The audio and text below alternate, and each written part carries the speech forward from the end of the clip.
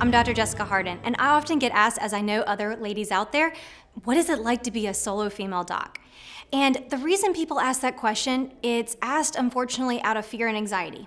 For some reason, we have this idea that it's harder for some reason for us to be in practice.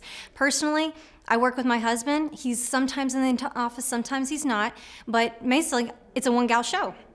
And I want to encourage you guys to change your mindset a little bit about why you're asking that question. Because truth of the matter is, it's not harder to be a solo female doc, it's just different. There are a lot of gifts and strengths that we as ladies have, and there is nothing a gentleman can do that we can't do. So truth be told, it's not harder, it's just different. And I want to encourage you, start thinking about the strengths you have as a female doc, how you can speak into certain individuals' lives maybe a little bit easier than some gentlemen can. And I want you to capitalize that, and stop stressing about all the supposed weaknesses. Stop focusing on the differences. Focus on the strengths. Mastermind the differences with other female docs. Conquer and go after it and be a powerhouse female doc.